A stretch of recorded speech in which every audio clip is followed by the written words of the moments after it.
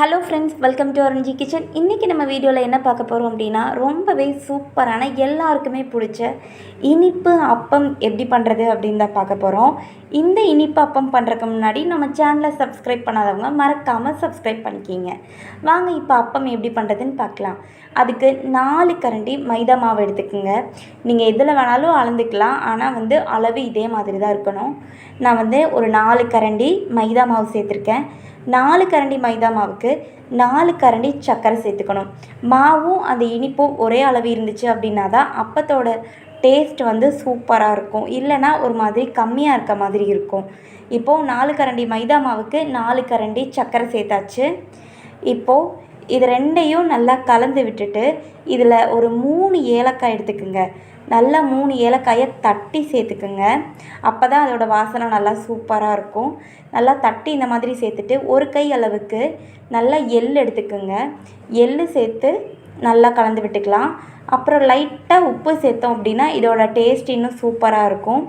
உப்பையும் சேர்த்து நல்லா கலந்து விட்டுருங்க.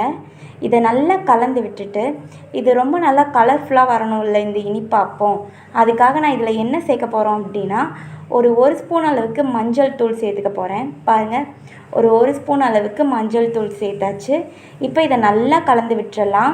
இப்போ இதில் நீங்கள் தண்ணி சேர்த்து பனையவே கூடாது, இனிப்பு அப்பம் டேஸ்ட்டே போயிடும்.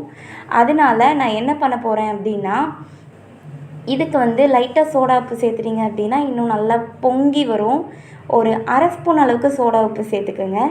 இதுக்கு நான் தேங்காய் பால் ஊற்றி தாங்க பனைய போகிறேன். பாருங்கள், இந்த மாதிரி தேங்காய் பால் எடுத்து கொஞ்சம் கொஞ்சமாக கலந்து விட்டுக்கோங்க. இதோட பக்குவம் நல்ல ஒரு இட்லி மாவு எடுத்தால் எப்படி இருக்கும் அந்த பக்குவம் வர்ற வரைக்கும் நீங்கள் நல்லா பிணைஞ்சிட்டே இருக்கணும். பாருங்கள், நல்லா கலந்து விட்டுருங்க. தேங்காய் பால் ஊற்றி தண்ணி கொஞ்சம் கூட சேர்க்காதீங்க, நல்லாவே இருக்காது. தேங்காய் பால் சேர்த்தா தான் நல்லா டேஸ்ட் சூப்பராக இருக்கும். பாருங்கள், இந்த மாதிரி பக்குவம் வர வரைக்கும் நல்லா கலந்து விட்டாச்சு. சூடாக எண்ணெய் காஞ்சதுக்கப்புறமா இப்போது நம்ம இந்த அப்பத்துக்கு ரெடி பண்ணி வச்சுருக்கிற மாவை ஒரு கரண்டி எடுத்து நல்லா நடுவில் எண்ணெய் காஞ்சிருக்கும் பார்த்தீங்களா, அப்போ இந்த மாதிரி ஒரு கரண்டி மாவு எடுத்து ஊற்றுங்க. அப்படியே பொங்கி வரும் அப்போ, ஏன்னா நம்ம சோடா உப்பெல்லாம் சேர்த்துருக்கோம் இல்லையா, அதனால் அப்போ நல்லா பொங்கி சூப்பராக வரும். பாருங்கள், ஒரு 2 நிமிஷம் மீடியம் ஃப்ளேம்லேயே வச்சுருங்க. இந்த மாதிரி எண்ணெய் படலை அப்படின்னா மேலே எண்ணெய் தெளித்து விடுங்க. ஒரு 2 நிமிஷம் மேல் பக்கமும் ஒரு 2 நிமிஷம் கீழ் பக்கமும் மீடியம் ஃப்ளேமில் வச்சு நல்லா பொரிய விடுங்க.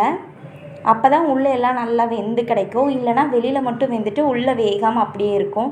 அதனால் நீங்கள் நல்லா மீடியம் ஃப்ளேமில் வச்சு தான் இதை பொரித்து எடுக்கணும். பாருங்கள், 2வது அப்பமும் நம்ம அப்படியே பக்கத்துலேயே ஊற்றிக்கலாம். ஃபஸ்ட் அப்பத்தை எடுக்கிறதுக்கு முன்னாடி இந்த மாதிரி நல்லா கலர் சேஞ்ச் ஆனதும் நீங்கள் அப்பத்தை எடுத்துருங்க. எடுத்து நல்லா தனியாக ஒரு பிளேட்டில் வச்சுருங்க.